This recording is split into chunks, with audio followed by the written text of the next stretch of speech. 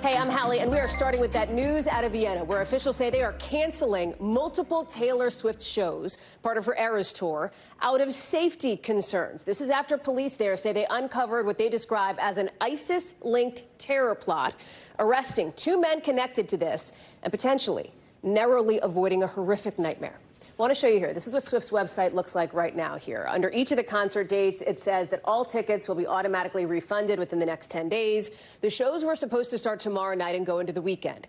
It's important to note here, this attack was not directly targeting Swift herself, but apparently, according to officials, it did hone in on her concerts. Federal and state police in Austria say it was part of a plan to attack major events across Vienna. They say the men they arrested were apparently radicalized through the internet. Tom Winter is all over this developing story for us tonight, so bring us up to speed, Tom. What do we know and where does this go? Sure, Hallie. So right now, authorities in Austria, according to 2 U.S. officials briefed on the investigation, say that they are looking for one or perhaps multiple individuals who may have had some knowledge of this attack. And so that's new. And as we heard from those Austrian police officials earlier today, this is an active and ongoing investigation. To let people know how all this came about, the Austrians put these individuals under some form of surveillance. They were on top of what they were plotting. And one of the individuals, the 19-year-old who was arrested in Lower Austria, was in the process of purchasing chemicals and had purchased some chemicals that could have been used to develop a bomb.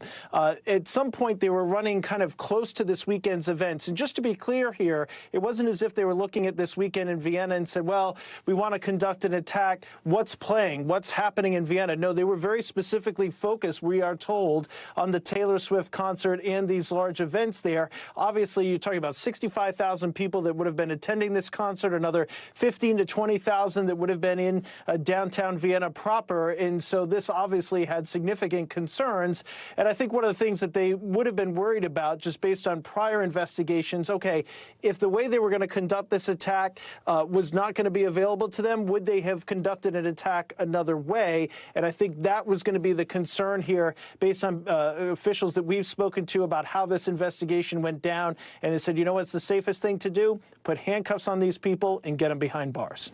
Okay, but help us understand this, because over the course of the last couple of hours here, as this has unfolded and as we've learned more of these details, it sounded like initially officials in Austria said they were not planning to cancel the concerts. Obviously, now we're seeing this update on the website. If you go and click through the links, you see a statement from the organizer saying, you know, these shows have been canceled out of basically an abundance of caution, out of safety concerns here, Tom. Why the flip? Right. So I think, one, officials are typically loath to say to an event, you must cancel, unless they think, look, there's just no way you're going to be able to put this on without somebody getting injured or worse.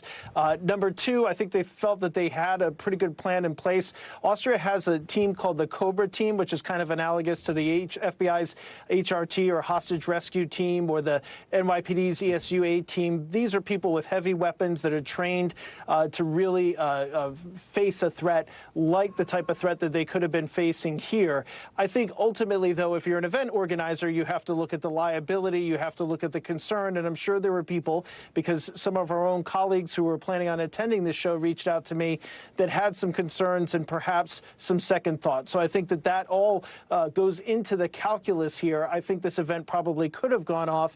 And there is a school of thought, Hallie, here, that when you cancel these events, and people do understand the concerns of the organizers and the performer and all those that would have wanted to attend, that you might be playing into the hands of a potential terrorist here. That's always something to consider.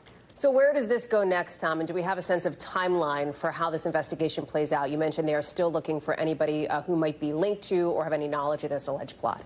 Right. I think there's a lot that's going on here behind the scenes. And I think to take a quick step back here, Hallie, there have been a number of potential plots on the Olympics itself that were foiled prior to this.